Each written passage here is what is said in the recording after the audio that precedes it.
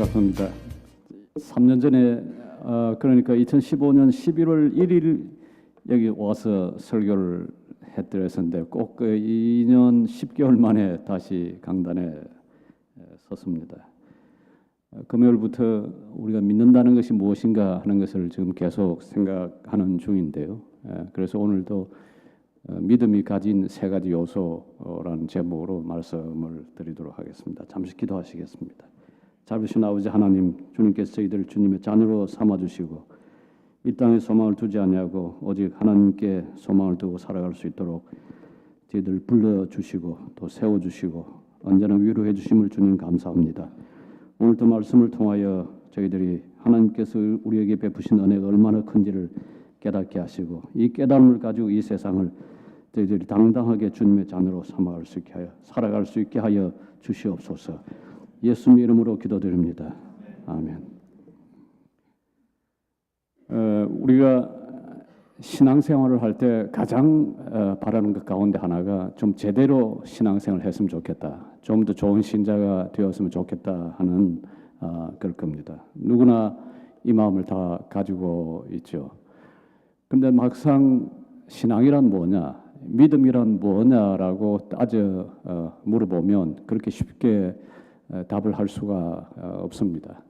사실 우리가 하는 모든 활동들이 그렇죠. 우리가 매일 밥 먹고 잠자고 또 일하고 사람들 만나고 있습니다만은 막상 그 밥 먹는다는 게 도대체 뭐 하는 거냐, 또는 먹는다는 게 뭐냐, 또 뭐 본다는 게 뭐냐, 생각한다는 게 뭐냐 따져서 물으면 그렇게 쉽게 다가올 수 있는 건 아닙니다. 우리 그 철학하는 사람들이 늘 앉아서 생각하는 게 곧 그런 문제들입니다. 그러니까 오늘 주제는 신앙의 주제고 또 신학의 주제이지만은 제가 오늘 풀어가는 방식은 아마 그냥 전형적으로 철학하는 사람이 그 이야기할 수 있는 방식이 아닐까 하는 생각입니다. 밥을 먹는 거 한번 생각을 해보시죠. 그럼 거기서 우리가 두 가지를 구별할 수가 있습니다. 하나는 밥을 먹는 활동, 밥을 먹는 동작과 그리고 그 동작의 대상이 되는 걸 우리가 나누어 볼 수가 있습니다. 그러니까 밥을 먹는다는 것은 예를 들어 식탁에 음식이 오르면 그 음식을 바라보고 그 가운데서 뭘 먹을지 선택하고 예를 들어서 국을 먹겠다고 그랬으면 젓가락을 드는 대신에 우리가 숟가락을 드는 대신에 숟가락을 우리 들고서 이제 국을 먹죠. 그리고 국을 이제 먹을 때 단순히 그냥 국을 바로 먹는 게 아니라 숟가락을 들고 가서 그 국을 퍼서 가져와서 입을 열고 입에 담아서 그걸 이제 맛을 보면서 우리가 삼킵니다. 그게 이제 먹는 동작, 우리가 할 수 있는 동작이죠. 일단 삼키고 나면 몸이 그 다음부터는 알아서 그 단계를 밟아가죠. 그러니까 아마 먹는다라고 하는 것은 우리 식탁에 놓여져 있는 음식물을 그 먹을 거리를 우리 입으로 가져오는 데까지, 그리고 입에 가져와서 씹은 다음에 그 삼켜서 몸에 들어가서 배설 될 때까지 아마 전체 과정을 먹는다라고 그렇게 말할 수가 있을 겁니다. 그때 우리가 먹는 것의 대상은 당연히 음식물, 먹을 거리입니다. 우리는 먹지 못할 걸 먹지는 않잖아요. 우리가 먹을 수 있는 것, 그러니까 먹을 수 있도록 허용된 것, 그리고 우리가 씹을 수 있는 것들, 그것들을 먹습니다. 신앙생활도 마찬가지로 우리가 뭘 믿는다 그럴 때 그 믿음도 이렇게 두 가지 차원으로 나눌 수가 있습니다. 하나는 믿는 행위가 한 부분을 이루고요.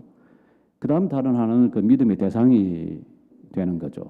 그래서 믿음이 뭐냐라고 할 때 우리는 크게 두 가지로 나누어서 믿는 행위와 그리고 믿음의 대상이 되는 것, 곧 우리가 믿는 것, 무엇을 믿는가라고 할 때 거기에 답을 줄 수 있는 것을 두 가지로 이제 구별해서 이야기를 할 수가 있습니다.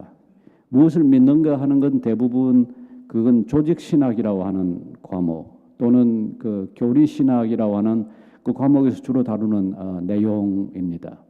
제가 쭉 그런 문제를 다루는 책들이나 연구서들 보면 여전히 이제 제 마음속에 그 부족함을 느끼는 것은 도대체 믿는다는 게 뭐냐에 대한 깊은 성찰이 없이 어떻게 우리가 믿음의 대상만을 이야기할 수가 있겠는가 하는 생각입니다. 그래서 이 둘은 곧 다시 말하면 믿음의 대상과 우리의 믿는 행위는 뗄래야 뗄 수 없는 그런 관계를 이루고 있습니다.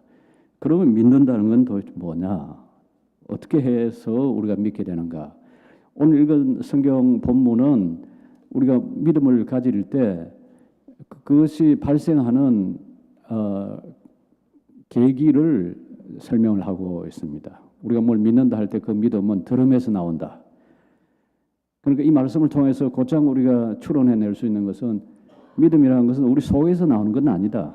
그러니까 우리가 미리 알고 있거나 가지고 있거나 하는 것으로부터 믿게 되는 것이 아니라 믿음은 바깥에서 주어지는 것, 바깥에서 선물로 주어지는 것이라는 게 우선 우리가 믿음에 관해서 이야기할 때 처음 이야기할 수 있는 게 아닌가 생각합니다. 믿음은 내 속에서 내가 뭔가 그렇게 믿고 싶기 때문에 나오는 것이 아니라 믿음은 내 바깥으로부터 특별히 하나님의 말씀으로부터 주어지는 것을 그것을 듣고서 내가 믿게 된다고 하는 겁니다.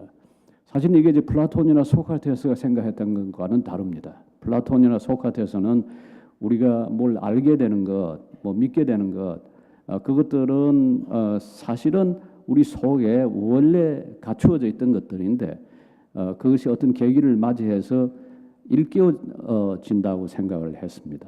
그래서 이제 플라톤은 기억을 다시 회상하는 걸 아주 이제 중요하게 생각했고 기억을 회상하기 위해서 이제 대화가 필요하다 그렇게 이제 보았던 거죠. 그런데 여기 이제 바울 사도가 우리가 가르치는 것은 그런 방식이 아니라 믿음은 하나님 말씀이 전파되고 그 전파된 것을 들을 때 우리 속에서 그때 비로소 믿음이 생긴다라는 걸 이제 보여주죠. 17절 말씀 그러므로 믿음은 들음에서 나며 들음은 그리스도의 말씀으로 말미암느니라. 이때 생기는 믿음에 관해서 바울은 여기 로마서 10장 9절 그렇게 이제 그것에 가진 힘에 대해서 이렇게 이야기하죠. 네가 만일 네 입으로 예수를 주로 시인하며 또 하나님께서 그를 죽은 자 가운데서 살리신 것을 내 마음에 믿으면 구원을 받으리라. 그러니까 믿음의 내용이 여기서 보면 좀 더 구체적으로 나와 있는 것은 하나님께서 그를 죽은 자 가운데서 다시 살리신 것. 그러니까 예수 그리스도를 믿는 것인데 특별히 예수 그리스도의 그 부활하심과 그의 죽으심과 부활하심으로 인해서 이루신 하나님의 의. 그러니까 우리가 그 예수 그리스도를 믿는 믿음으로 인해서 우리를 의롭다 하시는 것. 그것을 가지게 되면 곧 믿게 되면 구원을 받을 수 있다. 그래서 구원의 효력을 가져오는 것은 바로 들음에서 나오는 믿음이다라고 하는 것을 바울 사도가 여기서 가르치고 있습니다. 그리고 조금 더 이제 도대체 믿는다고 하는 그 행위, 그 동작, 그 활동을 우리가 어떻게 좀 구체적으로 들어가 볼 수가 있는지 한번 생각을 이제 해보죠. 믿음의 내용 아까 제가 말씀하신 것처럼 그걸 우리가 좀 더 구체적으로 볼 수 있는 것은 사도행전 그 2장의 경우인데요. 이제 예루살렘에서 예수님께서 성천하신 뒤에 이제 예루살렘의 사도들이 성령 오시기를 이제 기다리고 있었습니다. 그들이 열심히 기도하고 있던 중에 이제 성령께서 임하셔서 그들을 방언도 하게 되고 특별히 이제 그들을 대표해서 베드로가 예루살렘 그 교인들한테 예루살렘 그 시민들한테 이제 복음을 전합니다. 크게 그 설교의 내용이 세 가지입니다. 우선 첫 번째는 요엘 선지자가 예언한 대로 성령이 오실 것이다. 그런데 그 성령이 오셨다. 그다음 두 번째 메시지의 내용은 너희들이 못 박아 죽인 나사렛 예수가 죽음에 머물지 않고 다시 살아나셨다. 예수의 부활의 거이고요. 그 다음에 이제 세 번째 설교한 내용, 그 내용이 2장 36절, 사도행전 2장 36절에 있는 대로 그 십자가에 못 박은 이 예수를 하나님이 주와 그리스도가 되게 하셨다라고 하는 내용입니다. 근데 이 설교를 듣고 예루살렘 사람들이 마음에 찔림을 받아서 이제 사도들한테 질문을 합니다. 형제여, 그러면 우리가 어찌할꼬? 우리가 어떻게 하면 되겠냐? 그랬더니 거기에 대해서 베드로 사도가 너희가 회개하여 각각 예수 그리스도의 이름으로 세례를 받고 죄 사함을 받으라. 그리하면 성령의 선물을 받으리니 이 약속은 너희와 너희 자녀와 모든 먼 데 사람 곧 우리 하나님이 얼마든지 부르시는 자들에게 하신 것이라 하고, 또 여러 말로 확정하며 권하여 이르되 너희가 이 패역한 세대에서 구원을 받으라. 그날 세례를 받은 사람들이 모두 이제 3,000명이나 됐다고 이야기를 이제 합니다. 그러니까 여기 보면 베드로가 전파한 내용, 특별히 이제 세 번째 내용이 하나님께서 나사렛 예수를 십자가에 못 박혔다가 다시 죽었다가 살아난 그 나사렛 예수를 너희들의 주와 그리고 그리스도가 되게 하셨다. 이 내용의 전파였습니다. 그러니까 우리가 믿는 내용, 우리가 뭘 믿느냐 할 때 무엇보다도 예수 그리스도가 우리의 주 되시고 우리에게 그리스도가 되신다고 하는 사실에 대한 믿음입니다. 이 믿음을 통해서 하나님께서 우리를 비록 죄인이지만은 그러나 죄인으로 보지 않고 의로운 분으로 삼아서 의롭다 하셨다. 그래서 하나님의 자녀로 우리를 삼어 주셨다고 하는 것이 우리 기독교 신앙의 가장 근본입니다. 그렇다면 이 믿음은 단순한 우리가 이해하는 믿음, 우리가 생각하기에 영어로 Yes, I believe it 그렇게 이야기할 때 그때 그런 의미의 믿음인가? 사실 그렇지가 않습니다. 영어에서 우리가 믿지요라고 하는 말은 내가 확실하게 알지는 못하지만은 그러나 뭐 그렇게 이야기하는 사람의 말을 듣고 뭐 그런 것이 그게 참인 것으로 내가 받아들이지요. 그러나 사실은 그게 참인지 아닌지는 잘 모릅니다라고 하는 의미가 거기에 담겨 있습니다. 이건 오랜 영어에 그런 용법으로 쓰이는 것은 오랜 그리스 철학의 전통입니다. 아까 제가 잠시 언급한 플라톤이라는 사람이 참된 지식과 그리고 의견, 억견 또는 믿음이라는 것을 두 개를 이제 구별을 합니다. 참된 지식이라는 것은 어떤 실제가 그 실제인 그대로 어떤 실제를 그 실제 그대로 아는 것을 참된 지식이라 부르고요. 예를 들어 삼각형은 내각의 합이 180도다. 또는 원은 그는 둥근 도형이다. 그런 방식으로 아는 것을 참된 지식이라고 부르고, 대신 우리의 뭐 영혼의 상태인지 어떤 내일 비가 올지 안 올지 거기에 대한 나의 지식이라든지 이런 것들은 참된 지식이 아니라 그런 것처럼 보이는 거다. 그렇게 이제 두 가지를 나누어서 이야기를 했죠. 하나를 에피스테메라 부르고 다른 하나를 독사 또는 피스티스라 그렇게 불렀습니다. 피스티스 뭐 그런 것처럼 믿는 거고요. 독사란 말은 도케인 그렇게 생각한다라고 하는 그런 의견 정도로 그렇게 보았던 거죠. 사실 이 전통이 데카르트나 존 로크나 나중에 칸트 그리고 뭐 현대 철학까지 쭉 내려오는 기본적인 하나의 구별을 하는 방식입니다. 칸트 같은 경우는 예를 들어서 우리의 알미라는 것하고 그렇게 생각하는 것하고 또 그리고 믿는 것 이 세 가지를 구별했는데요. 알미라는 것은 주관적으로도 확실하고 객관적으로도 확실한 것. 믿음이라는 것은 주관적으로 확실한데 객관적으로는 별로 확실하지 않는 거다. 그러나 단순히 생각하는 것, 어떤 의견의 경우는 주관적으로도 확실하지 않고 객관적으로도 확실하지 않는 것. 이런 방식으로 우리가 무엇이라고 참이라고 생각하는 것을 세 가지로 분류를 한 적이 있었습니다. 많은 사람들이 사실 이 생각에 그 영향을 받고 있죠. 그래서 이제 믿지 않는 사람들한테 우리 신앙에 대해서 이야기하면 그거 뭐 확실하게 믿을 수 없는 거죠. 뭐 당신이 믿는 건 인정하겠다. 그러나 그건 확실하지 않다. 되게 그런 방식 태도를 보이는 게 바로 이런 이유 때문입니다. 그런데 성경에서 말하는 믿음이라고 하는 것은 사실 그런 정도의 어떤 추측이라든지 그냥 단순히 수용하는 것이라든지 하는 의미보다는 확실한 지식을 이야기를 합니다. 칼빈 선생이 기독 강요 그 3권에서 믿음에 대해서 정의를 할 때 이런 방식으로 하고 있죠. 믿음은 예수 그리스도를 통해서 우리의 지성의 것과 계시되었으며 그리고 성령을 통해서 우리 마음에 인치신 하나님의 자비, 그 하나님의 사랑에 대한 확고한 지식이다. 믿음을 확고한 지식이라 그렇게 정의를 내립니다. 어떤 무슨 추측이라든지 불확실하다든지 하는 것이 아니라 어떤 과학적 지식이나 사회적 지식이나 인격적 지식보다도 훨씬 더 확실한 지식, 그것이 믿음이다. 이렇게 말하죠. 빌보서 3장 8절을 한번 가서 보시겠습니다. 여기는 이제 바울 사도가 자기가 가진 그 신앙, 자기가 가진 그 믿음에 대한 일종의 고백이라고 할 수가 있겠는데요. 빌보서 3장 8절 보면 자기 자신에 대해서 5절에는 나는 8일 만에 할례를 받고 이스라엘 족속이요, 뭐 쭉 자기 자신을 이야기를 하죠. 열심으로는 교회를 박해하고 율법의 의로는 흠이 없는 자라.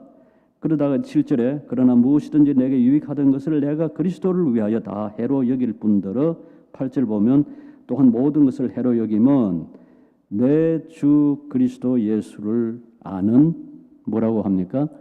지식이 가장 고상하기 때문이라. 내가 그를 위하여 모든 것을 잃어버리고 배설물로 여김은 그리스도를 얻고 그 안에서 발견되려 함이니. 오히려 그리스도를 얻는 것, 그리스도를 아는 것, 이게 지식 중에서도 가장 참되고 가장 고상한 지식이라 그렇게 이야기를 하고 있습니다. 이렇게 보면 믿음이 무엇입니까? 라고 말하면 첫 번째 답은 믿음은 곧 그리스도에 대한 확고한 확실한 지식입니다. 그렇게 말할 수가 있습니다. 우리는 여기서 두 가지 차원을 이제 구별할 수가 있습니다.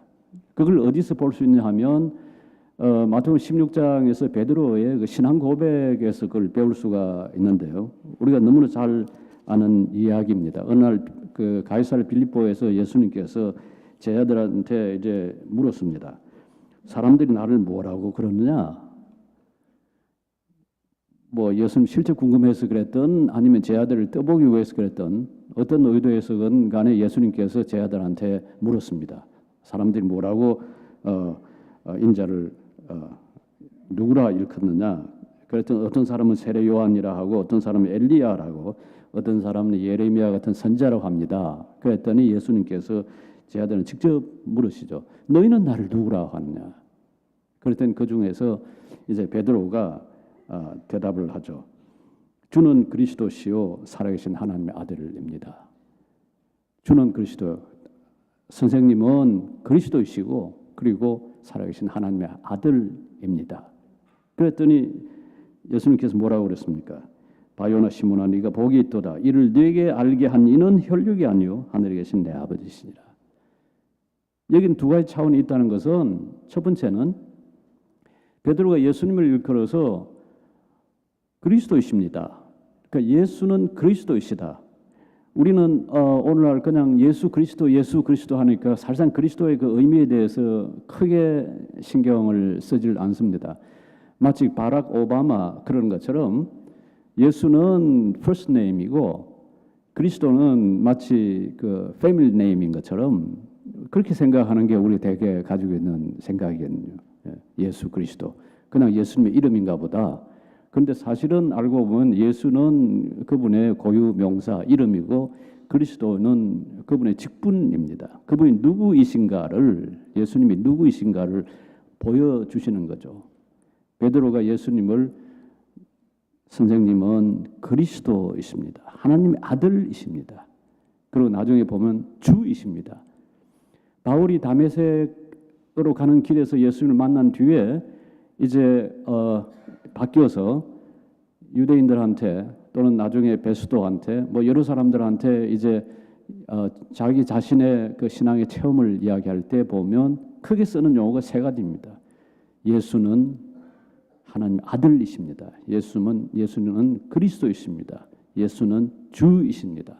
바로 이 세 가지 명칭이 오늘 우리가 그 사용하는 사도신경에 그대로 반영이 되어 있습니다. 우리 주 예수 그리스도를 믿사오니, 우리 주 예수 그리스도를 믿사오니, 그러니까 우리 주 그 하나님의 독생자 예수 그리스도를 믿사오니 하는데 그게 그대로 들어가 있죠. 그런데 이렇게 고백하려면 이러한 신앙의 확실한 지식이 가능하려면 무엇보다 두 가지 차원의 알을 거쳐야 합니다. 우선 첫 번째는 지식이라고 할 수 있는 겁니다. 이것은 하나님께서 창조를 통해서 우리를 하나님의 형상으로 지으셨을 때 우리에게 준 일종의 본성적 능력입니다. 그게 지성과 이성이죠. 비록 이것이 훼손당하긴 했지만은 그러나 인간에게 주신 하나님의 그 본성적인 인간의 그 지적 능력이 완전히 없어진 것은 아닙니다. 예를 들어서 제가 방금 이야기했듯이 예수는 그리스도시다. 그리스도가 무슨 뜻입니까? 히람 말 그대로 하면 기름 부은 받은 자라. 그 그리스도란 말은 아람어 또는 히브리어의 번역이거든요. 메시아란 말. 그걸 다시 히브리어를 더 거슬러 올라가면 마시아하란 말입니다. 그게 기름 부음 받은 사람이라. 누구를 하나님께서 기름 부어 세우셨냐 하면 왕과 제사장과 선지자입니다. 이 왕직과 선지자직과 제사장직을 한꺼번에 가지신 하나님께서 구원하기 위해서 보내신 분, 그분이 그리스도입니다. 그러니까 뭐 더 쉽게 말하면 차라리 그냥 리디머, 우리의 구세주이시다, 우리의 구속주이시다, 그렇게 이해하는 게 더 낫겠죠. 그러려면 선생님은 그리스도이십니다, 즉 우리의 구속주이십니다라고 그렇게 고백을 하려면, 그 확실한 신앙의 지식을 가지려면 그 뜻이 무엇인지를 우선 알아야 합니다. 우리가 국어를 공부하고 한국말을 공부하고 지금 미국에 살면서 영어를 공부했기 때문에 그리스도라고 그러거나 구속주라고 그러거나 또는 크라이스트라고 그러거나 하면 우리가 무슨 말인지 다 알아듣습니다. 우선 그게 1차적이고요. 그렇다고 해서 그것으로 모든 삶이 다 종결됐다, 조건들을 갖추었다, 그렇게 말을 할 수는 없겠죠. 왜냐하면 예수가 그리스도이시고 하나님 아들이라고 하는 그 지식이 그게 단순히 우리의 어떤 본성적인 지적 능력에만 근거한 것이 아니라 사실은 하나님 아버지께서 그걸 우리에게 보여주시고 가르쳐주셨다. 그래서 여기 보면 마태복음 16장 17절에 네게 알게 한 이는 혈육이 아니요 하늘에 계신 내 아버지시라, 이렇게 말씀을 하십니다. 자, 우선 첫 번째 포인트는 신앙, 믿음은 곧 알미입니다. 믿음은 지식입니다. 믿음은 확고한 지식입니다. 이 지식에는 우리의 본성 능력과 하나님께서 우리에게 보여주시는 계시, 우리에게 보여주시는 그 하나님의 은혜, 하나님의 자비가 있습니다.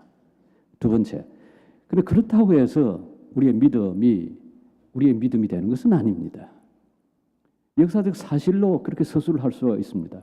예수는 그리스도시다, 예수는 하나님 아들이다, 예수님 주이시다 라고 그렇게 크리스찬들이 말한다, 성경에 그렇게 쓰여져 있다라고 이야기할 수가 있습니다.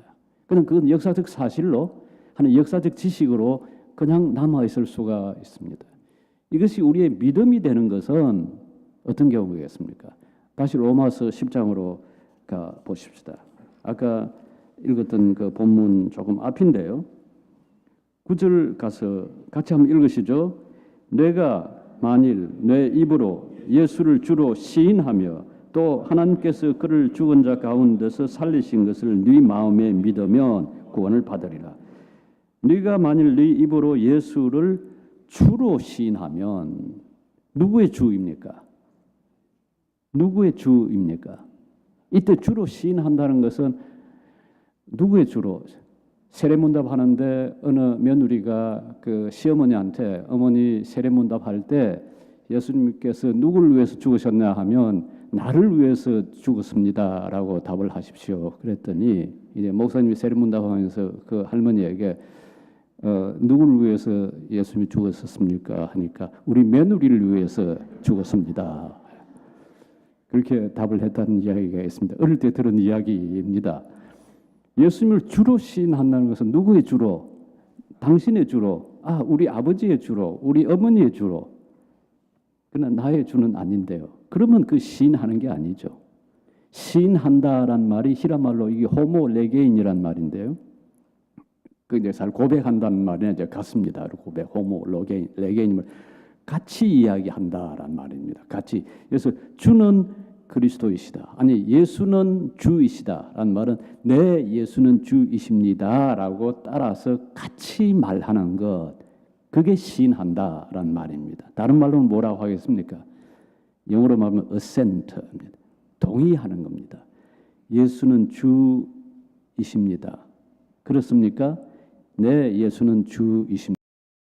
내가 동의합니다. 라는 말. 근데 그때 동의를 할 때는 그냥 어떤 객관적 사실을 삼인칭적으로 하는 이야기 아니라 나를 개입시켜서, 나를 거기에 개입시켜서 하는 말입니다. 예수는 주이십니다. 그러면 누구의 주란 말입니까? 예수는 나의 주이십니다. 이렇게 동의하는 것. 그러니까 신앙의 첫 번째 요소를 지식, 오랫동안 토마스 아퀴나스나 루터나 칼빈이 이걸 노티시아, 지식, 날리지라고 불렀습니다.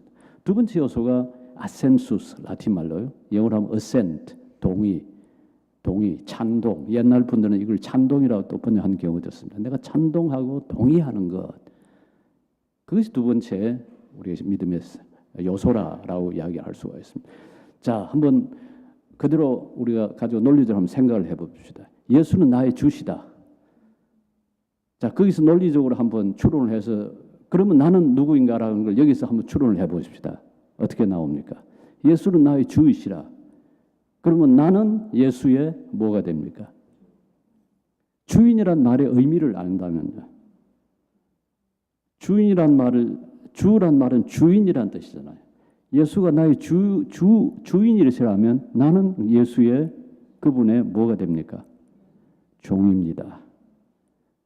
당연히 그렇게 이야기를 할 수 있을 거 아니에요.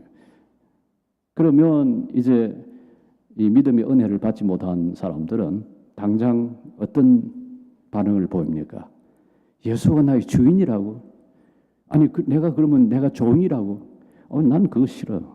난 내 삶의 주인이 되고 싶지. 내가 어떻게 예수의 종이 되어서 살아갈 수 있는가? 사실 여기에는 큰 오해가 있습니다. 사실 예수의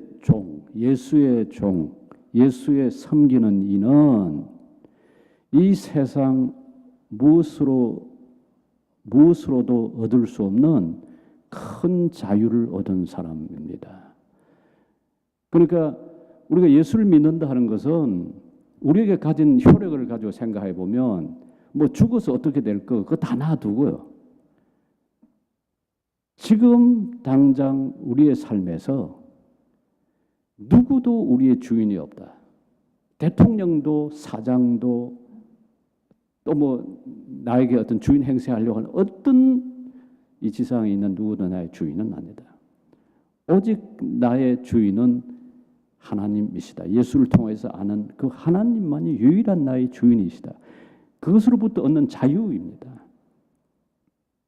그러니까 이건 단순히 종이 아니라 예수의 종이 된 사람은 이 얻은 자유로 인해서 이제는 종의 신분으로 남아있는 것이 아니라 하나님께서 뭐로 삼으셨다고 그러죠? 우리를 하나님의 자녀로, 하나님의 아들로, 하나님의 딸로 삼으셨다. 그러니까 하나님의 자녀가 누릴 수 있는 그 자유를 누리는 것이 그리스도인들이 하나님을 믿지 않는 세상 사람들과 큰 차이라 그렇게 이야기를 할 수가 있습니다. 여러분들이 정말 이 자유를 누리시기를 바랍니다. 이 자유는 이 세상에 무엇으로도 올 수 없는 자유입니다. 돈으로도 매일 수도 없고 권력으로도 매일 수도 없고 어떤 무엇으로 매일 수 없는 그 자유가 우리한테 주어졌습니다. 이것이 우리가 주님은 나의 주님이십니다라고 동의할 때 거기에 오는 자유입니다. 이것이 믿음이 가진 두 번째 요소라고 이야기할 수 있습니다. 그런데 믿음은 여기서 그치지 않고 그 다음에 한 걸음 더 나아가서 믿음은 신뢰입니다. 믿음은 신뢰란 말이 무슨 말입니까? 맡긴다는 뜻이죠. 의지한다, 의뢰한다는 뜻이죠. 아까 우리가 교동문으로 읽은 시편 37편에 보면 너희는 여호와를 뭐라고 이야기하죠? 의지하라. 그 의지하라. 오직 여호와에게 모든 너의 삶을 맡겨라라고 하는 이야기입니다. 그러니까 우리가 예수 그리스도를 믿는다고 하면서 그냥 네 그런 줄 압니다 또는 예 그렇지요 라고 하는 지식과 찬동, 지식과 동의의 차원이 아니라 우리의 모든 삶을 거기에 맡기고 걸고 그리고 거기에 의지하면서 이 땅을 살아가는 것, 곧 그게 믿음이라 그렇게 말을 할 수가 있습니다. 그러니까 우리가 의롭게 되는 믿음, 예수 그리스도를 통해 의롭게 되는 믿음은 단순히 입으로 시인하는 그 순간에만 그치는 것이 아니라 알고 동의하고 신뢰하는 가운데 우리가 평생을 살아가는 그 가운데 역사하는 그 믿음이라 그렇게 말을 할 수가 있죠. 그런데 실제 우리 자신을 돌아보면 우리가 단순히 하나님께 또는 그리스도께만 의지하는 것이 아니라 이 세상 의지할 것들을 많이 붙잡아 두고 있습니다. 우리의 이 친구 관계 또는 흔히 얘기하는 소셜 네트워크, 어떤 이 사회적인 그 안전망, 가족이라든지 이런 것에도 의지하고요. 그리고 오늘날 상당히 우리가 많이 의지하는 그 돈에도 의지하고 뭐니 해도 돈밖에 없다. 우리가 의지할 거는 그렇게 생각하는 게 아니라 하더라도 상당히 많이 있지 않습니까? 마태복음 6장에 보면 돈에 대해서 이야기하면서 예수님께서 뭐라고 가르치십니까? 너희가 돈과 하나님을 겸하여 섬기지 못한다. 아니 실제 그렇습니까? 돈과 하나님을 겸하여 섬기지 못한다 그렇게 나와 있습니까? 우리 성경 번역 보면 그렇게 안 돼 있죠. 너희가 하나님과 재물을 겸하여 섬기지 못한다 그러죠. 그때 재물이란 말이 뭡니까? 그 맘몬이라고 그러는데요. 그래서 재물을 섬기는 걸 맘모니즘이라고 그러죠. 그 맘몬이란 말의 이제 어원을 추적한 분이 하는 그 이야기인데요. 그분 이야기를 따르면 맘몬이란 말, 그때 맘몬 재물을 일컬어서 맘몬이라고 하는 말 쓰인 근거는 히브리어하고 같은 뿌리다. 그 히브리어가 뭐냐면 히브리어에 보면 우리가 아멘 그러죠.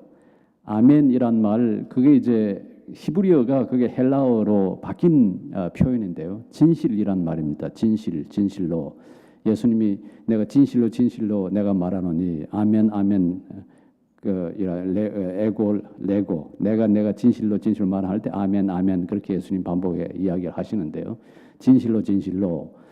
근데 그 진실이란 말하고 히브리어로 진실이란 에메트란 말 그리고 조금 더 내려가면 동사로 말하면 견고하다, 튼튼하다라고 하는 말과 다 같은 뿌리입니다. 그러니까 재물을 돈을 그걸 맘몬이라고 불렀다는 것은 맘몬만큼 그 재물만큼 튼튼하고 견고해서 그만큼 신뢰할 것이 없어서 우리가 의지하는 것, 그 뜻이 그게 이제 배어 있다라고 보는 거예요. 그러니까 만일 우리가 하나님을 의지하지 못한다면 아마 이 세상에서 의지할 거는 자식도 아니고 부모도 아니고 친구도 아니고 오직 돈밖에 없다. 그런 말이 나올 겁니다. 그런데 성경이 가르치는 오직 하나님만을 의지하라라고 하는 겁니다. 십계명 1계명이 뭡니까? 다 아시죠? 나 외에 다른 신을 내게 두지 말라. 이게 십계명이 1계명입니다. 어떤 사람은 그걸 보고 아이고 하나님 하나님뿐만 아니고 좀 다른 것도 좀 섬기게 하시지 왜 하나님만 섬기게 하시냐? 하나님 아주 독점적이시라 그렇게 말하는 분들이 계신데요. 나 외에 다른 신을 두지 말라. 그 말 보면 나 외에 우리가 별로 주목하지 않는 말입니다. 나 외에 다른 신을.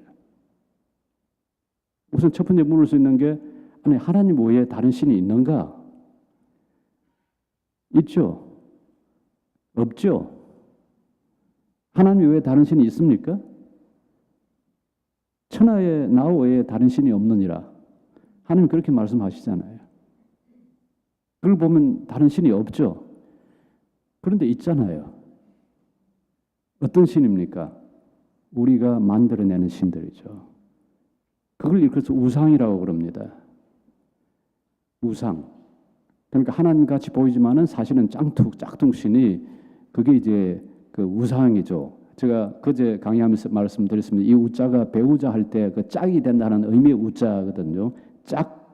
짝이 되는 그 짝이 되는 신이라는 뜻인데 실제로는 돈이나 뭐 권력이나 우리의 건강이나 뭐 가정이나 자식이나 이런 게 신이 될 수 없는데도 불구하고 거기다 우리가 궁극적 신뢰를 두게 되면 곧 그게 우리에게 신이 되는 거죠.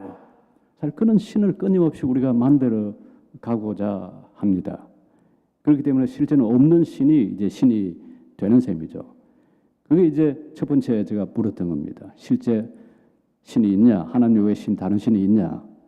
없죠. 그러나 있다고 할 수 있는 것은 우리가 만들어서 만든 신이다. 그런데 그 다음에 가서 이제 물어볼 수 있는 건 뭐냐면 하나님 외에 다른 신을 하나님 외에라는 건 도대체 무슨 말이냐? 원래 그 히브리어를 보면 알파나예라고 되어 있습니다. 그 알파나예란 말이 알이란 말이 앞이란 말 또는 옆, 곁 또는 마주해서란 뜻이고요.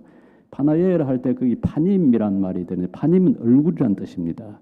그러니까 내 얼굴 앞에 또는 내 얼굴과 나란히 또는 내 얼굴과 맞서서 다른 신을 내게 두지 말라. 왜 이런 이야기를 했을까요? 자, 이렇습니다. 하나님 제가 섬기겠습니다. 제가 하나님 섬기지 않는다고 한 적이 없습니다. 저 오직 하나님만 신뢰하고 하나님만 믿겠습니다. 거기 가만히 계십시오. 그 옆에다가 하나님 우리 눈에 보이시는 분이 아니시니까 좀 우리가 확실히 손으로 좀 잡을 수 있는 그런 신들도 좀 세웠으면 좋겠습니다. 모세가 시내산에 하나님의 계명을 받으러 올라갔을 때 40이나 지나도 내려오질 않았지 않습니까? 그러니까 이스라엘 사람들이 이제 불안해지기 시작했죠. 이집트는 모든 종교가 눈으로 볼 수 있는 상으로 만든 그런 방식으로 뭐 새의 모양이든지 짐승의 모양이든지 그런 방식으로 우상을 만들어서 섬기는데 아주 이스라엘 사람들도 익숙해져 있었습니다. 그런데 자기들의 마치 신처럼 굴던 모세가 산에 올라가서 오랫동안 내려오지 않으니까 이제 불안하기 시작한 거죠. 근데 그 사람들이 그래서 자기들을 이끌어낸 신을 하나 만들고자 했습니다. 아론에게 찾아가서 결국 금을 다 모아가지고 그래서 만든 게 뭡니까? 금송아지지 않습니까? 그 사실은 하나님 안 섬기겠다고 한 게 아니라 의도는 하나님 눈에 보이지 않으니까 보이지 않는 신을 하나 만들어 놓고 그분한테 좀 이 섬김을 표현하겠다. 그분을 예배하겠다 하는 그런 의도였습니다. 의도는 좋았다고 할 수 있겠습니다. 그러나 하나님께서 그걸 받아들이지를 않았습니다. 왜냐하면 이렇게 상을 만든다는 것은 크게 세 가지 의미가 있습니다. 하나는 뭐냐 하면 이렇게 상을 하나 만들어 놓으면 뭘 할 수가 있습니까? 우선은 위치를 이렇게 한정시킬 수 있죠. 다른 말로 하면 장소화할 수가 있죠. 영어로 하면 로컬라이즈 할 수가 있죠. 왜냐하면 천방지축으로 하나님이 뛰어다니면 내가 감당을 못. 그래서 하나님 여기 계세요. 금송아지 모습으로 딱 하나 만들어 놓는 게 우선은 이 장소를 제한하는 의미가 첫 번째 있습니다. 두 번째는 뭐 하는 걸까요? 영어로 말하면 participation. 내가 거기에 끼어들 수가 있습니다. 참견을 할 수가 있는 거예요. 세 번째는 결국은 의도가 머니플레이션입니다. 그렇게 만들어 놓고 내가 내 손으로 좀 주물러 그릴 수가 있는 거죠. 우리가 우상을 만들어내서 그걸 신이라고 섬기고 거기서 절하고 예배하는 동기는 그게 돈이든 건강이든 가족이든 또는 친척이나 동창과 같은 그런 어떤 사회망이든 뭐든 간에 이것들이 우리한테 신이 되는 그 동기는 로컬라이즈하고 그리고 두 번째 participate 거기에 참견하고 세 번째는 manipulating 하는 우리가 손으로 주물거리고 우리가 조작하고 우리의 의도대로 의도를 거기에 반영하고자 하는 그 의도가 거기에 있습니다. 여기도 잘못하면 우리의 신앙생활을 하면서도 우리가 그런 방식으로 우리가 하나님을 섬길 수 있는 가능성은 얼마든지 있습니다. 그건 절대적 신뢰를 할 수가 없습니다. 그러니까 하나님 가만 계십시오 하면서 여기다가 여러 이제 다른 우상들을 세울 가능성이 우리에게 있기 때문에 하나님께 주신 계명 중에 무엇보다도 첫 번째 계명, 나 외에 다른 신을 두지 말지니라 하는 계명이 있는 거죠. 이제 정리하겠습니다. 어떻게 믿는 것인가? 믿는다고 하는 것은 우리가 믿는 하나님이 어떤 분인지 알고 그리스도가 어떤 분인지 알고, 두 번째는 그분이 우리의 그리스도이시고 우리의 주이시고 우리의 하나님이심으로 하나님을 동의하고 승인하고 받아들이는 겁니다. 여기는 지적 차원도 있고 감정적 차원도 있죠. 그런데 무엇보다도 중요한 것은 우리가 믿는 삼위일체 하나님께 우리의 온전한 신뢰를 두는 겁니다. 우리의 온전한 신뢰. 오직 그 하나님만이 우리의 삶이고 우리의 생명이고 우리의 길이고 우리에게 진실 대신 진리이시라고 하는 그 믿음, 그 확고한 지식과 동의와 신뢰, 이것이 우리가 참된 믿음이라 그렇게 이야기를 할 수가 있습니다. 우리가 삼위일체 하나님을 온전히 믿는다면 우리는 이 세상 살아갈 때 무엇을 두려워할 이유가 없습니다. 오직 그 하나님만 신뢰하고 맡기고 지금 우리에게 주신 건강과 우리가 가진 지식, 우리가 가진 전문적인 그런 능력, 그리고 우리가 함께 삶을 누리는 우리의 가족이나 친척이나 자녀들이나 친구들이나 이 가운데서 우리가 귀하게 하나님 주신 이 삶의 선물을 누리면서 우리가 살아갈 수가 있습니다. 우리 모든 저 자신이나 우리 성도님들이 다 그런 그 소망, 그런 희망을 가지고서 하나님 앞에, 하나님 안에서 굳건한 믿음을 가지고 살아가기를 소망합니다. 자비하신 아버지 하나님, 오늘도 우리에게 주님 말씀을 통해서 이 믿음에 관한 소망을 주신 것 감사합니다. 우리가 부족할지라도 오직 주님께 의지하고 살아갈 수 있도록 인도하여 주옵소서. 예수님 이름으로 기도드립니다.